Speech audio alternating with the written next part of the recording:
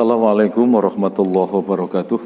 Waalaikumsalam warahmatullahi wabarakatuh. Alhamdulillah alladzi kataba nasra wa ta'yida li ibadihil mukhlisin. Innal nansuru rusulana walladzina amanu fil hayatid dunya wa yauma yaqumul asyhad. Asyhadu an la ilaha illallah wahdahu la syarikalah wa asyhadu anna Muhammadan abduhu wa rasuluh.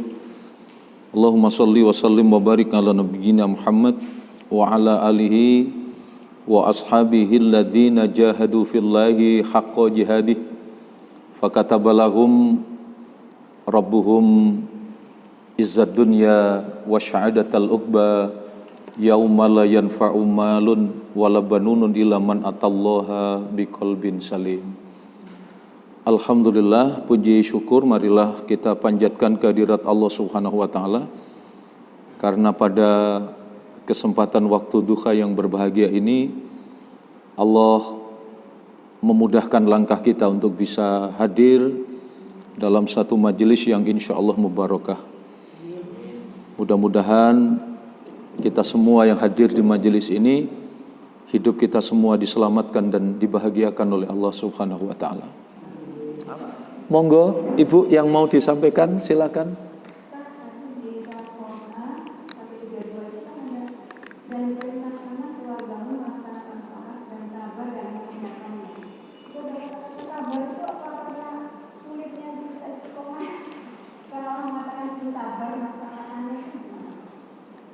Ya, sholat dan sabar itu seperti mata uang, sekeping mata uang. Sisi sebelah sini sholat, sisi sebelah sini sabar. Sini sabar, sini sholat. Solusi jalan keluar dari setiap kehidupan Allah panggil apa? Ya ayyuhalladzina amanusta'inu bis-sabri was-sholat. Ayat berapa tadi yang kita baca? Ayat 35 surat ke-22. Jadi panjenengan buka tadi. Orang yang taat itu orang yang bahagia. Kok bisa bahagia? Dijelaskan oleh Allah di ayat 35 itu. Surat ke-22 ayat 35 tadi bunyinya alladzina idza dzukirallah wajilat qulubuhum. Orang-orang yang bahagia itu yang selalu ingat Allah. Ketika disebut apa saja, lihat apa saja yang tergambar kekuasaan Allah. Lihat dirinya, ingat Allah. Lihat suaminya, anak-anaknya, ingat Allah.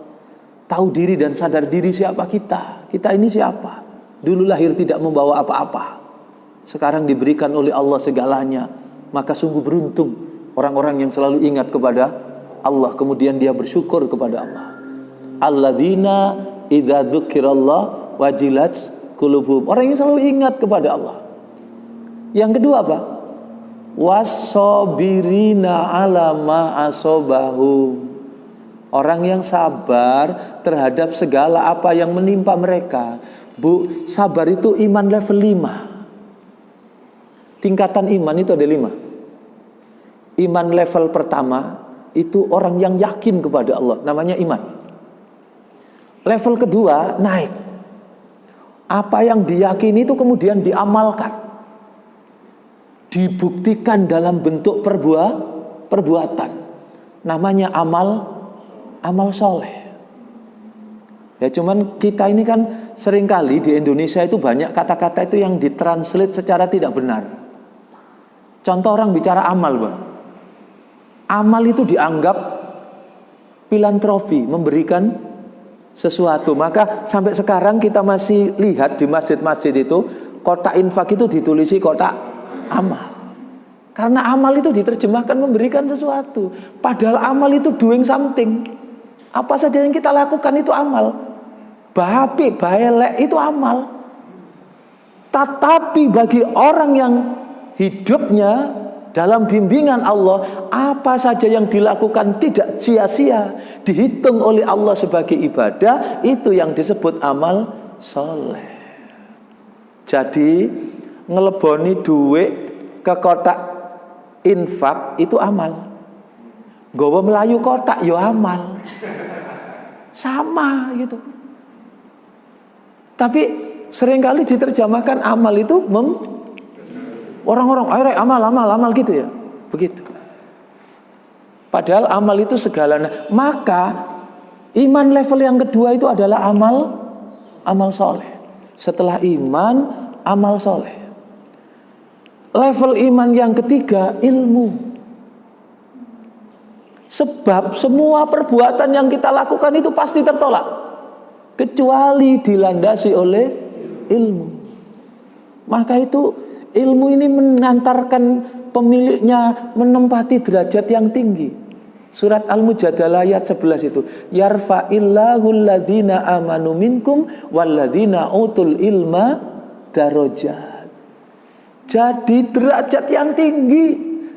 Orang yang betul-betul dia punya ilmu dari apa yang dilakukan. Saya ingat nanti kayak, ayo dong ikut sana sama buyamu sholat. Lah bisa mak, sudah ikut saja nanti. Kalau ayahmu berdiri, abimu berdiri ikut berdiri, buyamu gini ikut gini. Nah ini namanya ilmu robo gedang. Begitu melok sholat ayahnya, suraunya pakai bambu itu, gedek itu, yang lipat-lipat itu, nggak ada karpetnya, nggak ada tikarnya. Lah kok ono sing jepat, bareng sujud narik, kecantol sama apa namanya lantai bambunya itu, spontan bu, sing bapak itu, aduh gitu ya. Anaknya dipikir ini bagian dari sholat, kan? Maka anaknya melo, aduh gitu ya kan. Maka penting untuk berilmu. Level 4 dari iman apa itu? Setelah iman, amal soleh, ilmu, yang level keempat adalah jihad. Jihad itu bersungguh-sungguh, jahadah. Lebih spesifik lagi, jihad itu ya perang. Karena jihad itu bersungguh-sungguh berada di jalan Allah, baik orang yang mengorbankan jiwanya. Jiwa dulu loh.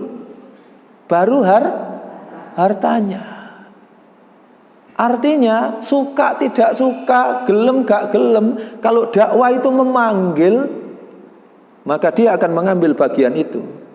Maka aneh bin ajaib kalau sekarang orang alergi dengan kata jihad. Kita merdeka karena jihad. Bahkan sing ngelok-ngelokno jihad iku ya nang masjid-masjidnya diputer jihad. Belak lucu itu. Syekh Mahmud, siapa itu Pak? Ketua Jamiatul Qura dari Mesir itu, yang biasanya ngajinya dulu diputer di masjid-masjid kita itu. Dari Mesir itu kan suaranya berat itu, enak itu ya. Pak, ada di masjid, sebagian masjid-masjid saudara kita kan ada yang tarhim itu. Salatu wassalamu alaihi gitu ya. Iya. Berikutnya apa? Ya imamal mujahidin. Salatu wassalamu alaihi, salawat dan salam bagimu ya Rasul. Ya imamal mujahidin, wahai imamnya para pejuang. Jadi Rasul itu seumur hidup digunakan untuk berjuang. Hidup itu tidak hanya untuk kemapanan. Kalau hidup hanya untuk kemapanan, maka Rasul tidak akan pernah capek-capek hijrah dari kota Mekah ke kota Madinah. Bahkan sejak awal, Muhammad, berhenti kamu berdakwah. Minta apa kamu? Harta, tahta, wanita. Kasih kamu, minta apa? Kan begitu. Tapi ditolak. Itulah jihad. Sampai kemudian Rasul berpayah-payah, bukan hanya dicaci maki, disiksa, diintimidasi, diteror, blokade ekonomi, tidak bisa makan, itu karena berjuang. Maka di situ ya imamal mujahidin, begitu. Nah, jadi iman level ke-4 itu jihad atau dakwah. Sepadan, jihad atau dakwah. Kemudian yang nomor 5, Bu, nah ini puncaknya iman itu sabar. Jadi sabar itu bukan diam. Sabar itu bukan pasif. Sabar itu kualitas puncak dari iman. Ono wong kelaparan, istri, anaknya nangis-nangis, bojone ngomong, "Mas, ya apa sih, Mas? Kok gak kerja nyambut gawe apa iki lho? Durung bayar iki." Tenang, aku ngelakoni sabar. Bukan sabar itu, departemen permetelan itu. Loro, terus ayo sampean berobat, Mas, iki. Ustaz, aku iki ngelakoni sabar. Itu malah bukan sabar, putus asa. Sabar itu justru puncak dari kualitas keyakinan kepada Allah. Tabah di dalam berislam itu namanya sabar. Di tengah orang lain bingung cari rizki yang haram, dia mawas diri dan hati-hati untuk minta kepada Allah rizki yang halal. Itu namanya, di tengah banyak orang berbohong, dia memegang teguh itu namanya sabar. Di tengah orang lain terlena dengan pusaran kehidupan dunia, dia rukuk dan sujud kepada Allah setiap saat, itu namanya orang yang sabar. Saya dapat kiriman WA, mungkin panjenengan juga dapat, dari seorang dokter di rumah sakit Saudi Arabia, mendapatkan pengalaman yang luar biasa. Jadi ketika ada pasien yang meninggal, kemudian dia memeriksa itu ya, diperiksa, ternyata ada adzan. Terus dia ragu dengan waktu, dia tanya ke administrasi rumah sakit ini, "Sekarang jam berapa?" "Subuh." "Baru jam 1." Kaget dia. Loh kok dipikirnya tadi adzan itu suara dari luar. Kemudian dia kembali ke pasien itu dan ini dihitungkan lagi. Ternyata dari detak jantungnya itu keluar suara adzan sampai selesai. Kemudian dia berniat untuk melacak siapa jenazah ini ke keluarganya, dan keluarganya cerita bahwa si fulan ini memang selama hidupnya tidak pernah terlambat sholat karena dia muadzin. Dia selalu datang lebih kurang 1/4 jam sebelum waktu adzan. Yang kalau kita renungkan tadi, berapa banyak orang itu merasa penting. Ayo, bedanya Mekah sama di sini apa, Bu? Kalau di Mekah, hidup itu nunggu waktu sholat. Sebelum adzan, toko sudah tutup. Wong Indonesia tok sing rajin belanja. Sana adzan sampai akhirnya dikei garis iku ngono. Ditinggal, lu kok ditinggal ya? Ya memang sudah waktu sholat. Kalau di sini, Allahu Akbar, Allahu Akbar. Lu wis adzan rek. Diseneni Bu adzan. Jadi yang mahal permata, melebihi permata, dianggap batu kali. Karena itu mudah-mudahan sedikit yang saya sampaikan ini barokah. Iya. Begitu Bu ya. Jadi sabar itu kualitas puncak, dan nanti kalau masuk surga itu pintunya karena sabar. Iman level 5. Saya tambahkan, buka Quran surat ke-13 ayat 24. Orang yang mau masuk surga itu para malaikat berdiri di setiap pintu surga, menyambut tamu agung orang yang masuk surga itu. Malaikat takzim, memberikan penghormatan. Apa Bu salam yang diucapkan malaikat? Itu di ayat 24. Sambil mengucapkan selamat sejahtera atasmu karena kesabaran. Iya, salamun alaikum bima sobartum fanikma uqbadar. Salam sejahtera. Saudaraku, masuklah ke dalam surga. Inilah tempat yang dulu dijanjikan oleh Allah kepada kalian. Kenapa? Bima sobartum, disebabkan karena kesabaran kalian. Jangan seperti di sinetron, Bu. Kurang apa saya? Kurang apa? Kurang sabar. Sabar itu ada batasnya. Jari sopo? Dalam? Iya, sabar itu tidak ada batasnya. Sepanjang kita yakin kepada Allah, hidup kita pasti bahagia. Apapun yang ditimpakan oleh Allah, pasti kita bisa memetik mutiara hikmah dari setiap apa yang diberikan oleh Allah. Anak wong kok pinter-pinter, sinaune lancar, kuliahnya, sekolahnya. Anakku iki lek dikongkon sinau kok mbulet ae. Tambah-tambah ibu mesti sinau belajar. Sing sekolahku apa ibu? Wis ibuke sing sekolah. Lho ya apa? Sampai ibuke kadang bingung, iki anak apa kura-kura ninja gitu ya. Tapi ketika dia bisa menyadari, oh ini bagian dari kasih sayang Allah. Dengan ini maka kita lebih dekat kepada Allah. Orang lain bisa leha-leha, maka kita menangis di setiap penghujung malam. Ya Allah, Engkau yang membolak-balikkan hati. Ya Allah, di dunia ini banyak beragam anak, ya Allah, yang terlibat narkoba, pergaulan bebas. Sementara saya yang lemah ini Engkau berikan amanah 5 anak, ya Allah. Tugas yang sangat berat, ya Allah. Karena itu kami mohon, ya Allah, selamatkan masa depan anak-anak saya. Bimbing ya Allah anak saya. Saya yakin ya Allah yang Kau berikan ini pasti yang terbaik. Pada saatnya nanti ya Allah anak-anak saya akan menjadi anak-anak yang baik. Oh ternyata ada manfaatnya. Dengan itu kita lebih dekat kepada Allah. Iya. Ada saya Bu. Sabar itu S-A-B-A-R. Tulisan itu 5 huruf Bu. Tapi butuh perjuangan luar biasa. Ada seorang ibu di rumah sakit. Itu anaknya 3 anak, laki-laki. Dan anak yang besar dia cerita, mama saya ini luar biasa.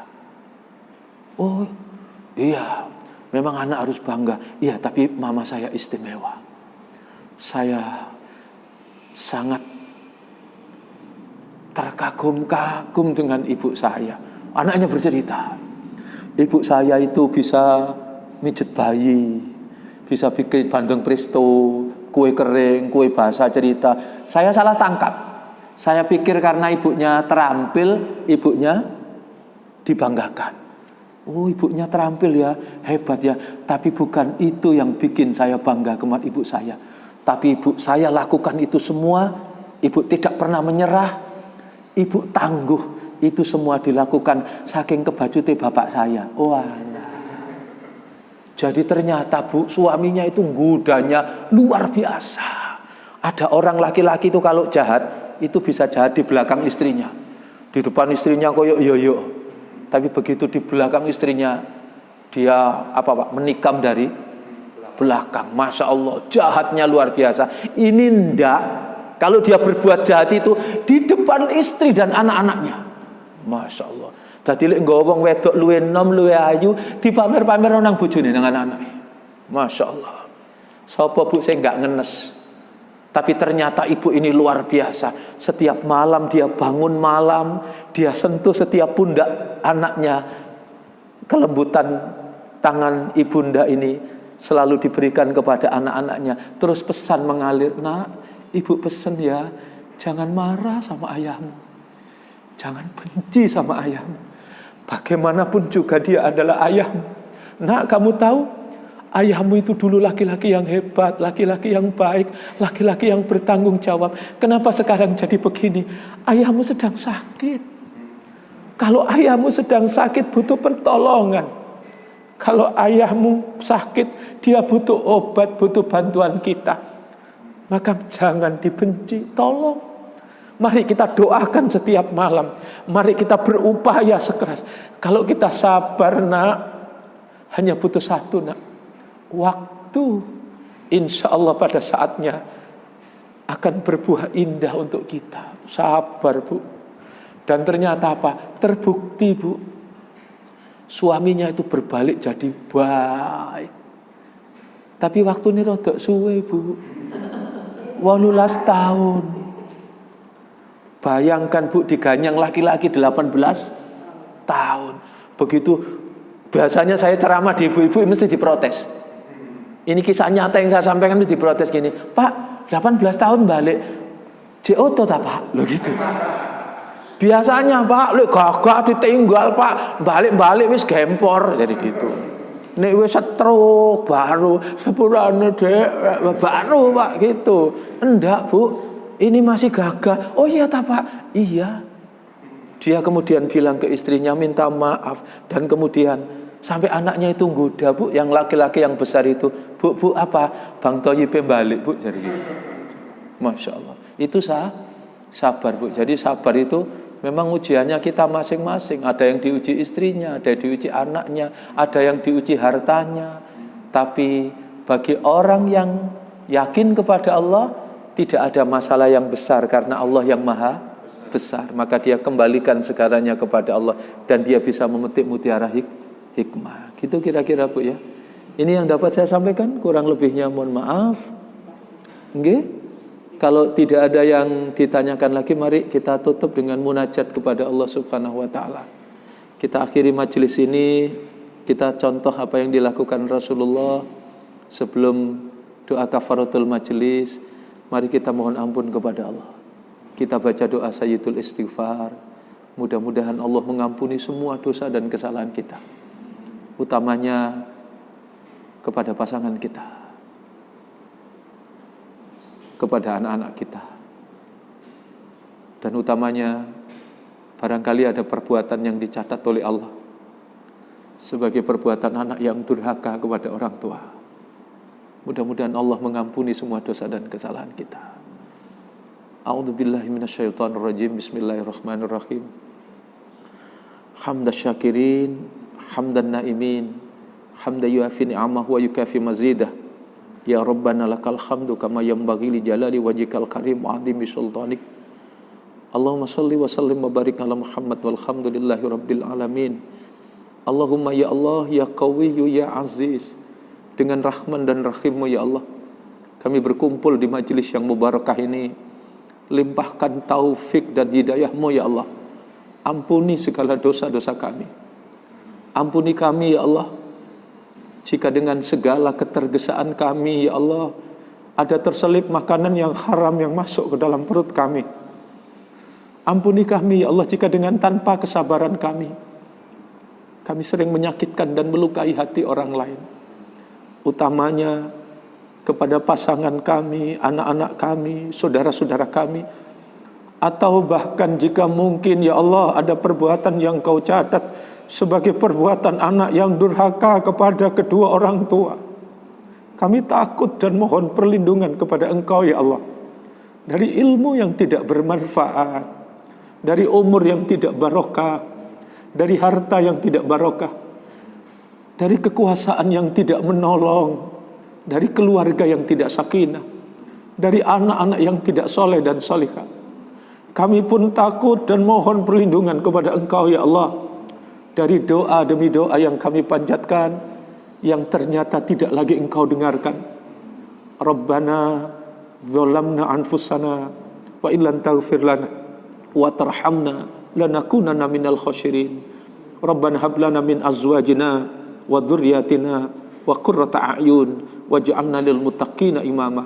Rabbana atina fid dunya hasanah wa fil akhirati hasanah wa qina adzabannar. Walhamdulillahi rabbil alamin. Billahi taufik wal hidayah. Subhanakallahumma wa bihamdika asyhadu an la ilaha illa anta astaghfiruka wa atubu ilaik. Assalamualaikum warahmatullahi wabarakatuh.